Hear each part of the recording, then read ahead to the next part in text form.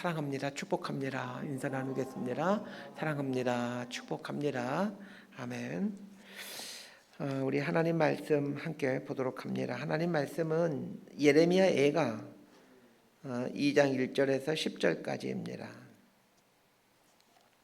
매일 성경은 내일 본문을 가지고 우리 함께 보도록 합니다. 예레미야 애가 2장 1절에서 10절까지 말씀 제가 먼저 읽도록 합니다. 슬프다. 주께서 어찌 그리 진노하사 딸 시온을 구름으로 덮으셨는가. 이스라엘의 아름다움을 하늘에서 땅에 던지셨으며 그의 진노 날에 그의 발판을 기억하지 아니하셨도다. 주께서 야곱의 모든 거처들을 삼키시고 긍휼히 여기지 아니하셨으며 노아사 딸 유다의 견고한 성체들을 허물어 땅에 엎으시고 나라와 그 지도자들을 욕되게 하셨도다. 맹렬한 진노로 이스라엘의 모든 뿔을 자르셨으며 원수 앞에서 그의 오른손을 뒤로 거두어 들이시고 맹렬한 불이 사방으로 불사름같이 야곱을 불사르셨도다. 원수같이 그의 활을 당기고 대적처럼 그의 오른손을 들고 서서 눈에 드는 아름다운 모든 사람을 죽이셨으며 딸 시온의 장막에 그의 노를 불처럼 쏟으셨도다. 주께서 원수같이 되어 이스라엘을 삼키셨으며 그 모든 궁궐들을 삼키셨고 견고한 성들을 무너뜨리사 딸 유다의 근심과 애통을 더하셨도다.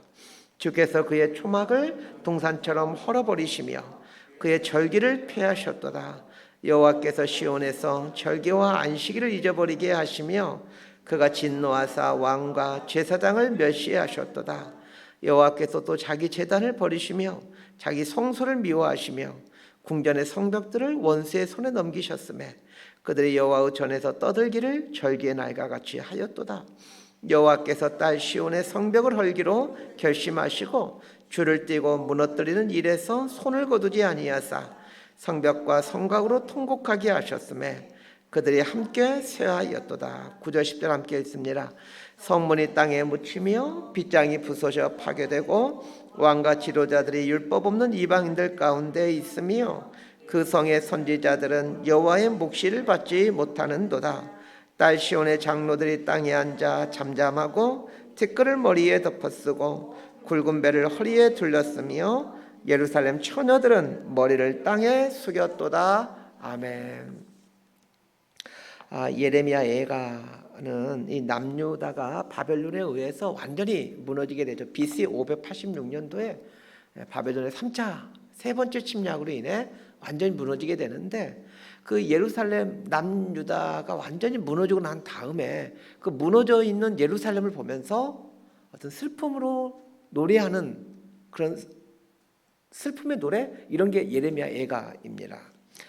예레미야 애가 1장에서는 이 바벨론에 의해서 완전히 폐허가 된 그 예루살렘 모습 앞에서 그 슬픔을 표현하는 내용이 나오고 있는데 오늘 본문이 2장에 와서는 그러면 예루살렘이 그 하나님께 그토록 사랑을 받았던 그 예루살렘이 왜 이런 슬픔과 비극을 왜 이런 비참함을 겪어야 되는지 그 이유들을 말해주고 있습니다. 우리도 슬픈 일이 생겼을 때는 어떻게 합니까? 처음에는 그 슬픈 사건 앞에서 막 고통스러워하죠. 울부짖고 울고 막 그러죠. 그런데 시간이 조금 지나고 마음이 진정이 되면 이제 그 다음에 어떻게 합니까? 왜 나에게 이런 일이 생겼을까? 왜 우리 가정에 이런 일이 생겼을까? 하나님께서 이런 일을 허락하신 이유가 무엇일까? 이제 생각해 보게 되어지죠. 오늘 본문을 보시면서 하나님이 그토록 사랑하시는 그 예루살렘이 왜 이렇게 처참하게 폐허가 되었을까? 이제 그 이유를 이제 찾아봤으면 좋겠고, 혹시 그 예루살렘이 이렇게 처참하게 무너지게 된 그 원인, 그 이유가 내 안에도 있지 않을까라는 것들을 좀 생각해보는 그런 시간을 가졌으면 합니다. 그리고 나에게서 어떤 그 예루살렘을 패망하게 했던, 예루살렘을 무너뜨렸던 그런 요소들이 내 안에 있다면 오늘 함께 기도하면서 이런 부분들을 함께 제거해 갈 수 있는 이런 시간이 되었으면 좋겠습니다. 우리 1절에서 4절까지 말씀 함께 봅니다. 시작. 슬프다. 주께서 어찌 그리 진노하사 딸 시온을 구름으로 덮으셨는가. 이스라엘의 아름다움을 하늘에서 땅에 던지셨으며 그의 진노 날에 그의 발판을 기억하지 아니하셨도다.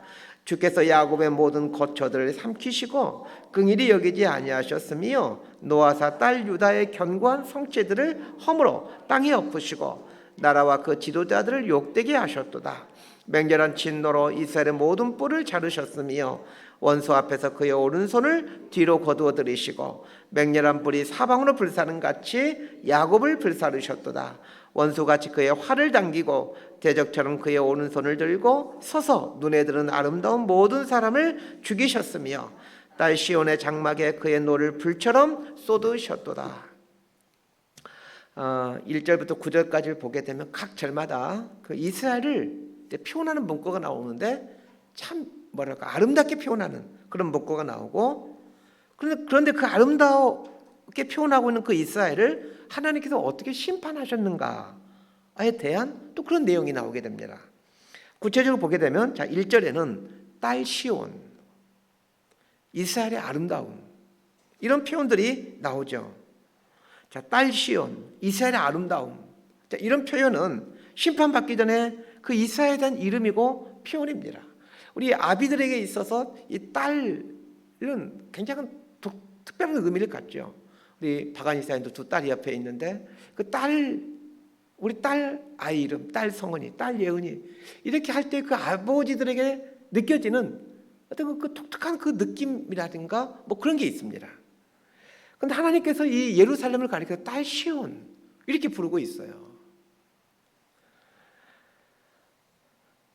이 딸 시온, 이스라엘의 아름다움, 뭐 이런 표현들은 그 심판이 있기 전 이스라엘에 대한 그 하나님 아버지로서의 그 딸을 향한, 이스라엘을 향한 그 안타까운 마음들, 그 사랑하는 그 마음들, 이런 표현들이라고 볼 수 있습니다. 자, 2절부터 9절까지 보게 되면 계속해서 이런 류의 단어들이 반복해서 나오죠. 2절을 보세요. 야곱의 모든 거처, 유다의 견고한 성체, 이런 말들이 이스라엘에 대한 그 아름다운 표현들입니다. 그런데 예레미야 선지자는 이스라엘에 대한 이런 아름답고 영광스러운 이름들을 이제 전반부에서 사용한 후에 그 이렇게 아름답고 영광스러운 이름들을 하나님께서 어떻게 짓밟아 버리셨는지를 말해주고 있습니다. 1절을 보면 앞부분에서는 딸 시온, 뭐 이스라엘의 아름다움 이렇게 표현하시더니 후반부에서는 구름으로 덮었다, 땅에 던지셨다, 이런 표현이 나오는 거예요. 방금 전까지 딸 시온 이렇게 하더만 그 딸을 그냥 땅에 막 내던져버리고 이런 하나님을 얘기해주고 있습니다. 2절을 보게 되면 삼키고 노아사 이런 표현들이 나오죠. 계속해서 각 구절들마다 하나님의 심판의 모습들을 말해주는 표현들이 등장합니다. 심지어는 4절을 보면 원수같이 그의 활을 당기고, 이런 무시무시한 표현을 사용하시므로 하나님께서 지금 이스라엘을 원수로 대적자로 생각하고 있다라는 그런 말씀을 하고 있습니다. 그러면 하나님께서 왜 그렇게 사랑하고 영광스럽게 여겨졌던 이스라엘을 대적하시면서 이스라엘을 폐허로 만들어 버리시는 거예요. 물론 바벨론이 폐허로 만들죠. 그렇지만 하나님께서 바벨론을 들어서 당신의 종으로 삼으셔서 이스라엘을 그렇게 만들어 버리십니다. 왜 이렇게 하시냐는 거예요. 그 이유에 대해서 예레미야 선지자는 힌트를 주고 있습니다. 우리 5절에서 9절까지 말씀 조금 길지만 우리 함께 읽도록 합니다. 5절에서 9절까지 시작. 주께서 원수같이 되어 이스라엘을 삼키셨으며 그 모든 궁궐들을 삼키셨고 견고한 성들을 무너뜨리사 딸 유다의 근심과 애통을 토하셨도다. 주께서 그의 초막을 동산처럼 헐어버리시며 그의 절기를 폐하셨도다. 여호와께서 시온에서 절기와 안식을 잊어버리게 하시며 그가 진노하사 왕과 제사장을 멸시하셨도다. 여호와께서 또 자기 제단을 버리시며 자기 성소를 미워하시며 궁전의 성벽들을 원수의 손에 넘기셨음에 그들 여호와의 전에서 떠들기를 절기의 날과 같이 하였도다. 여호와께서 딸 시온의 성벽을 헐기로 결심하시고 줄을 떼고 무너뜨리는 일에서 손을 거두지 아니하사 성벽과 성곽으로 통곡하게 하셨음에 그들이 함께 쇠하였도다. 성문이 땅에 묻히며 빗장이 부서져 파괴되고 왕과 지도자들이 율법 없는 이방인들 가운데 있으며 그 성의 선지자들은 여호와의 묵시를 받지 못하는도다. 자, 6절 하반절을 보면 이제 이 부분부터 뭘 보셔야 되냐면 하나님께서 왜 그토록 사랑하시는 남유다 예루살렘을 어떻게 처참하게 멸망시키는가에 대한 그 이유들을 찾아내셔야 되는데 그 이유들을 알려주는 힌트들이 몇 개가 등장하기 시작합니다. 자, 6절 하반절에 보게 되면 절기를 피하셨도다 이런 말이 나오고 또 절기와 안식일을 잊어버리게 하시며 왕과 제사장들을 멸시했다 이런 구절이 나옵니다. 이런 게 힌트입니다. 그리고 7절에 보면 자기 제단을 버리시며 자기 성소를 미워하시며 이런 말이 나와 있습니다. 자, 절기, 안식일, 제사장, 제단, 성소 무엇인가 어떤 공통점을 찾아낼 수 있지 않습니까? 모두가 하나님을 믿는 종교와 관련된 어떤 장소들인 거죠. 하나님은 당신께서 정하신 절기와 안식일, 제사장, 제단, 성소에 대해 왜 이렇게 미워하시고 버리신다라고 말씀하는 거예요. 하나님 앞에 너무 거룩한 것들 아닙니까? 제단, 무슨 성소, 제사장, 절기, 안식일 너무 거룩하고 귀한 것들인데 이런 것들을 버리시고 미워하신다 이렇게 말씀하고 있어요. 하나님이 제단을 미워하고 안식을 미워하신대요. 하나님이 본래 이것들을 처음 만드실 때는 너무나도 선하고 거룩한 것들이었습니다.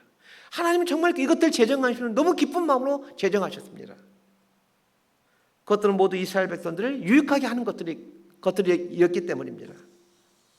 모두가 하나님이 어떤 분인지를 말해주는 것들이었고 또 이것들을 통해서 하나님을 잘 알아갈 수 있는 것들이 이런 어떤 제단이라든지 성소라든지 안식일, 절기 같은 것들이었고 또 하나님을 잘 섬길 수 있도록 하기 위해서 만들어진 것들이 이런 것들이었습니다. 좋은 것들이죠. 그러나 이스라엘 백성들은 하나님의 의도에 반하는 삶을 살기 시작합니다. 쉽게 말하면 그 신앙의 형식들 여전히 절기, 성소, 안식일, 제사장 이런 것들은 여전히 가지고 있으면서 이 형식은 지켰으나 신앙의 본질에서는 상당히 멀어진 삶을 살았다는 거예요. 여전히 절기를 지키고 있었고 여전히 제사장이 존재하게 함으로 제사가 집례될 수 있도록 하고 있었고 여전히 성소가 있는 등 이런 신앙의 외적인 형태들은 그대로 있었지만 신앙의 그 본래 정신에서 상당히 멀어진 삶을 살고 있었다는 거예요. 그래서 하나님이 탄식하는 거예요. 제단, 성소 내 이런 거 버리시고 다 내가 무너뜨려 버리겠다. 자, 그렇다면 우리는 왜 하나님께서 그들을 축복하시고 사랑하셨던 이스라엘을 그 예루살렘을 그리고 처참하게 심판하시는지 그 이유를 알게 됩니다. 가장 핵심적인 이유가 하나님을 바르게 신앙하지 않는 것이었습니다. 구약 성경에 나오는 이스라엘 백성들의 삶을 보게 되면 절기를 지키지 않는 때는 거의 없었던 것으로 보입니다. 특히 남유다와 북이스라엘이 분열된 이후에 절기를 지키지 않은 때는 거의 없었던 것으로 보여집니다. 남유다와 북이스라엘 갈라지고 나서 북이스라엘의 백성들이 남유다로 절기 때마다 내려와서 예배를 드리지 않습니까? 그래서 북이스라엘 여로보암이 단과 베델에 금송아지 신상을 세우지 않습니까? 그 말은 반대로 생각하면 무슨 뜻입니까? 이스라엘 백성들이 절기 때만 되면 예루살렘 성전에 가서 절기를 지키고 예배를 드렸다는 거예요. 이스라엘 역사를 보게 되면 제사장이 없었던 시대도 거의 없습니다. 절기 때가 되면 성전에 와서 이스라엘 백성들은 제사를 드렸습니다. 그러나 반드시 있어야 될 것이 그렇지만 너무 중요한 것이 반드시 있어야 할 것 중요한 것은 없었다는 거예요. 뭐가 없었을까요? 하나님이 없었습니다. 그냥 절기 지키고 그냥 성소 있고 그냥 제사장 있고 그냥 제사 있고 근데 하나님이 없었다는 거예요. 하나님은 하나님을 마음에 두지 않는 이런 종교 의식들을 또 종교 장소들을 기뻐하지 않습니다. 이건 오늘날도 마찬가지입니다.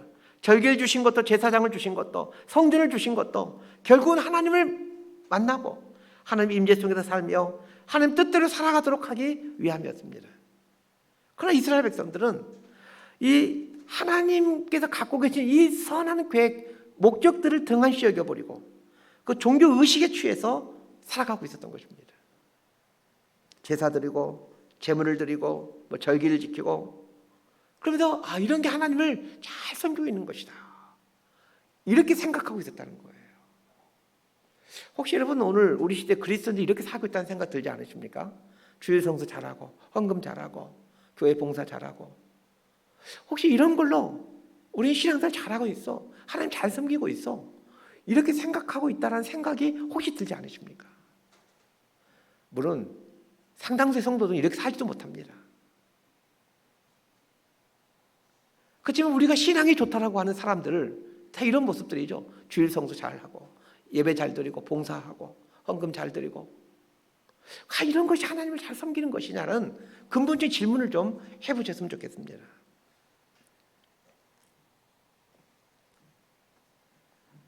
교회 와서 예배 드리는 거, 헌금하고 봉사하고 직불 받는 거, 중요하죠. 그런데 이런 것들 속에서 그 하나님의 뜻대로 살아가고자 하는 그 신앙의 본질을 우리가 간직하며 살고 있느냐는 것입니다. 만약 그렇지 않다면 우리 역시 구약의 이스라엘 백성들처럼 종교의 형식은 가지고 있으나 그 신앙의 본질에서 멀리 떨어진 삶을 살고 있는 것은 아닐까요? 예레미야 예가를 보면서 한 가지 질문을 갖게 됩니다. 바벨론이 남유다를 침략하여 남유다 전체를 다 회파시켜버리죠. 예루살렘만 회파했던 것이 아닙니다. 남유다 전역이 피로 물들었고 다 폐허가 되었습니다. 그런데 불구하고 다른 선지서들뿐만 아니라 예레미야 예가에서도 보게 되면 왜 예루살렘의 황폐함만 이야기하고 있느냐는 거예요. 다른 남유다의 모든 것들을 다 황폐시켰는데 왜 예루살렘만 황폐화된 것처럼 예루살렘의 황폐함만 얘기를 하고 있느냐는 거예요. 예루살렘이 종교의 중심지이기 때문에 그렇습니다. 달리 말하면 하나님께서 바벨론을 통해 이스라엘을 심판하시는데 그 이스라엘 백성들의 형식적인 종교 생활에 대해서 심판하셨다는 거예요.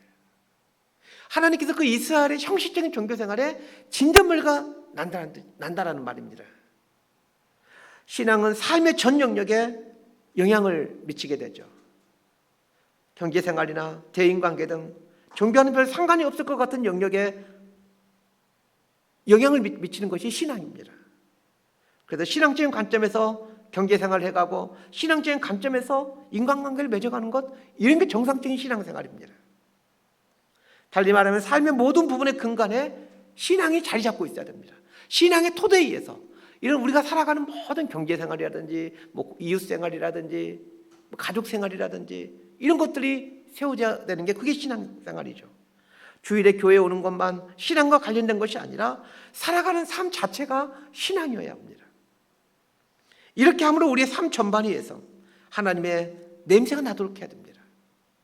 단순히 종교적인 부분에서만, 주일에 교회에 오는 그 주일의 모습에서만 하나님 냄새가 나게 하는 것이 아닙니다.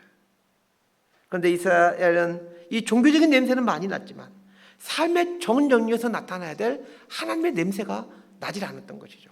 그냥 절기 지키고 제물 드리고 제사 드리고 이런 것들에서만 하나님의 냄새가 날 뿐이었습니다. 아까 읽었지만 우리 8절부터 우리 10절까지 다시 한번 8절부터 10절까지 한번 읽도록 하겠습니다. 시작. 여호와께서 딸 시온의 성벽을 헐기로 결심하시고 줄을 띠고 무너뜨린 일에서 손을 거두지 아니하사 성벽과 성곽으로 통곡하게 하셨으며 그들이 함께 쇠하였도다. 성문이 땅에 묻히며 빗장이 부서져 파괴되고 왕과 지도자들이 율법 없는 이방인들 가운데 있으며 그 성의 선지자들은 여호와의 묵시를 받지 못하는도다. 딸 시온의 장로들이 땅에 앉아 잠잠하고 티끌을 머리에 덮어쓰고 굵은 배를 허리에 둘렀으며 예루살렘 처녀들은 머리를 땅에 숙였도다. 하나님께서 바벨론을 통해 그 견고하고 아름다웠던 예루살렘 성벽을 허물어 버리기를 결심하시죠. 바벨론이 침략함으로 이스라엘의 왕과 지도자들이 바벨론을 포로로 잡혀가게 됩니다.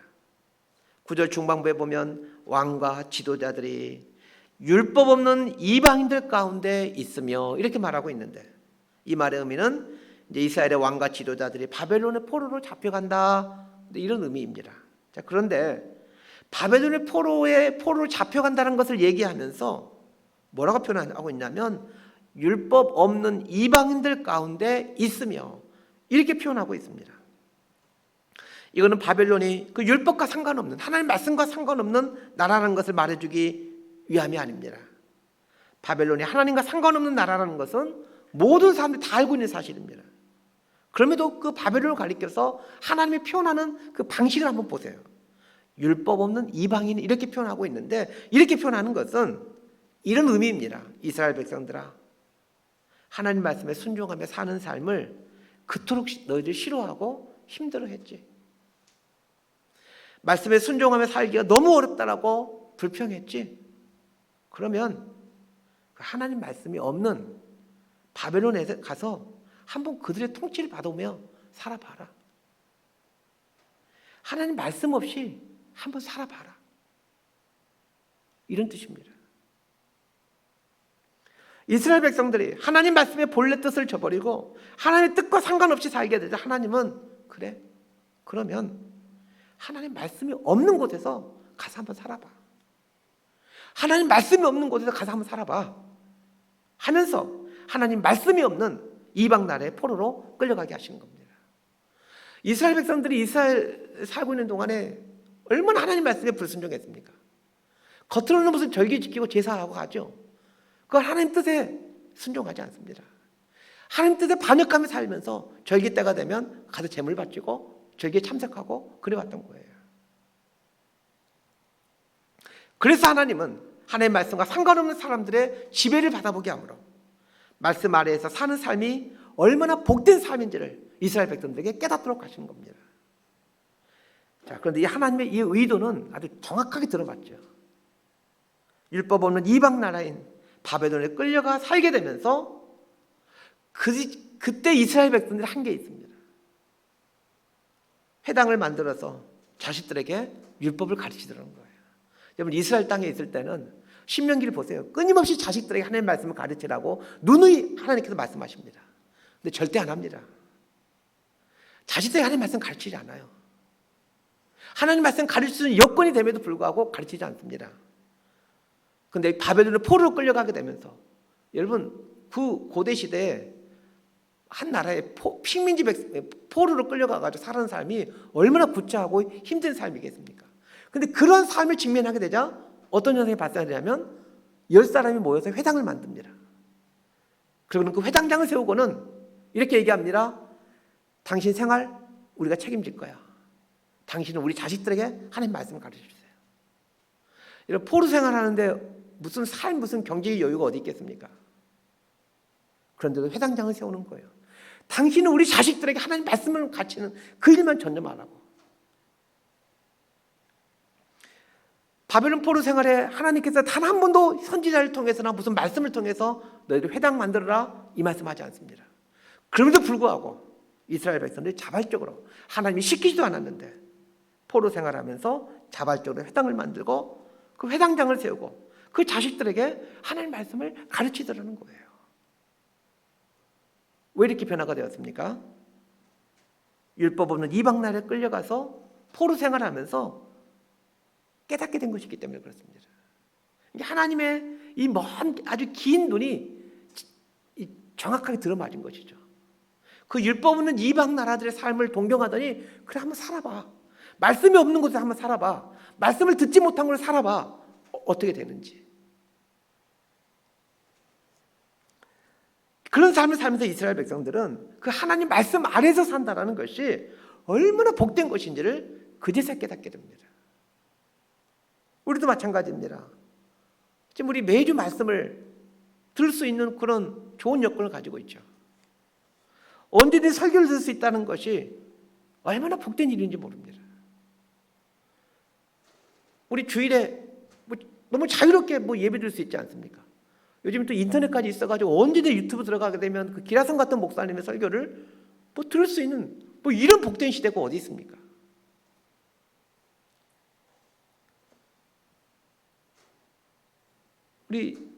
저는 이제 종종 제 어머님들 생각을 하는데 어머님 좀 일찍 돌아가셔 그런지 어머님들 생각이 자주 납니다.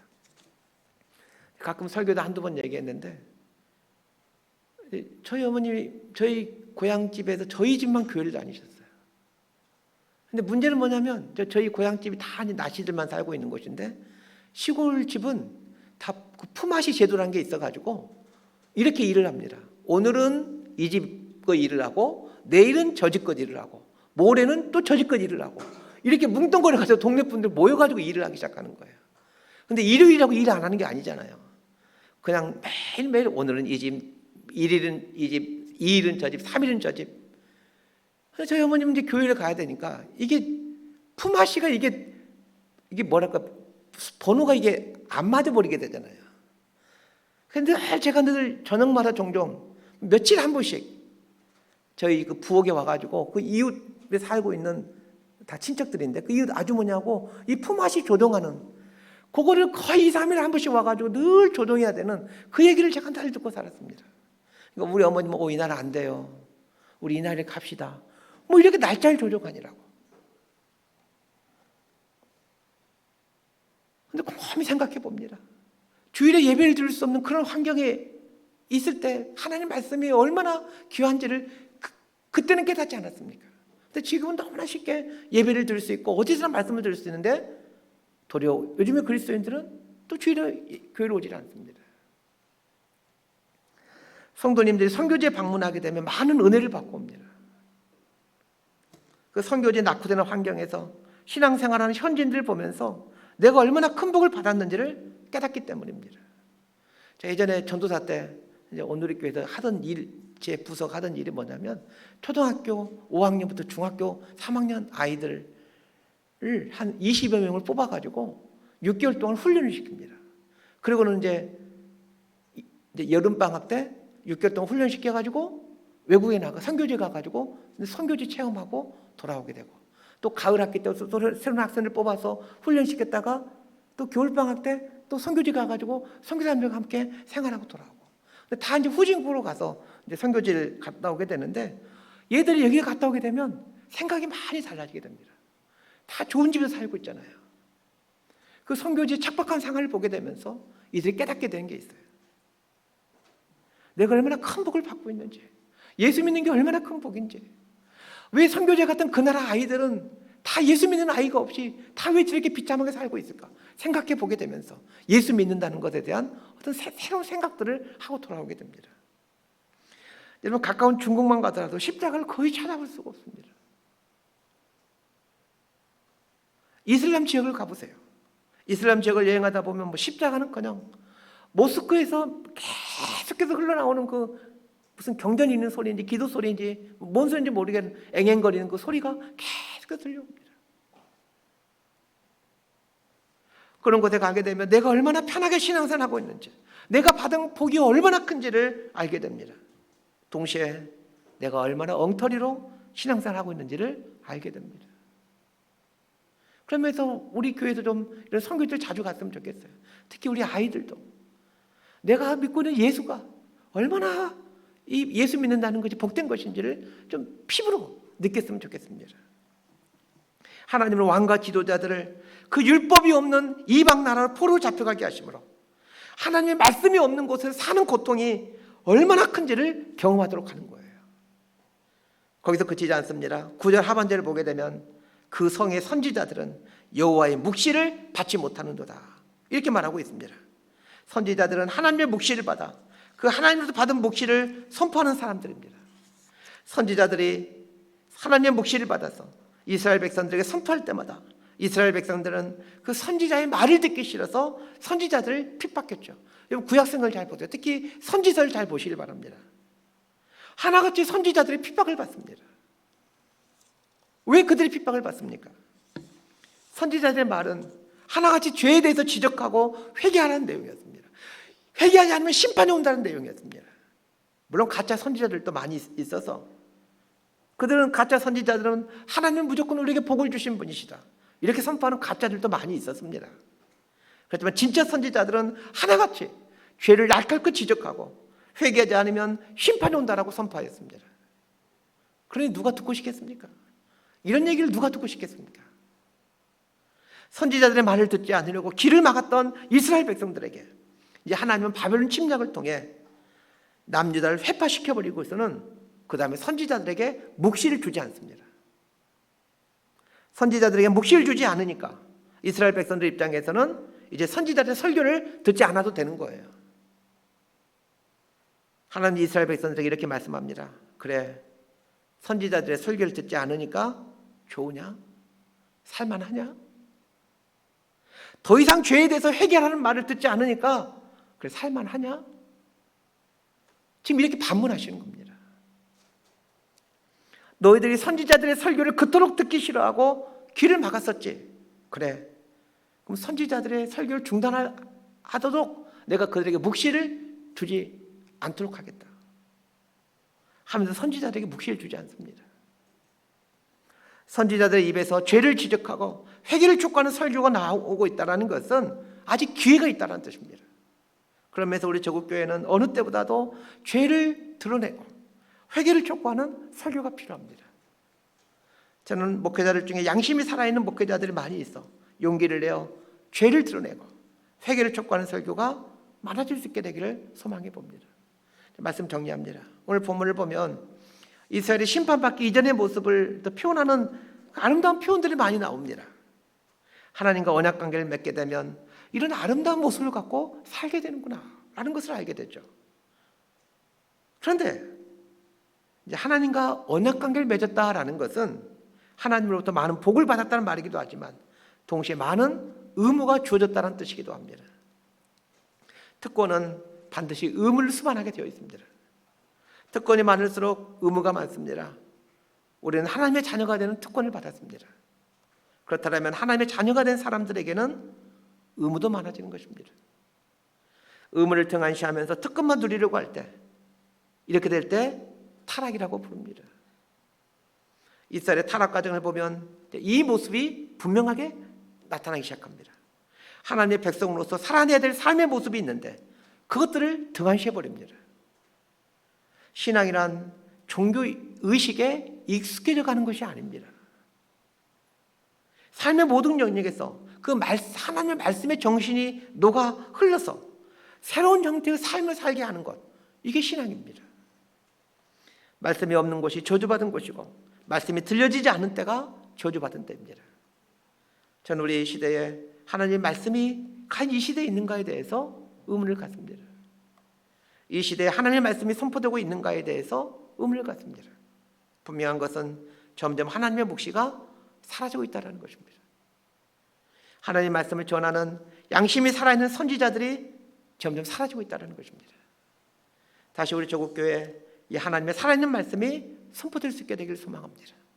그래야 나라가 살고 교회가 살게 됩니다. 하나님께서 이 나라와 우리 조국교회 그리고 저와 여러분의 삶을 고쳐가시기를 진심으로 소망하고 축복합니다. 기도하겠습니다. 하나님과 언약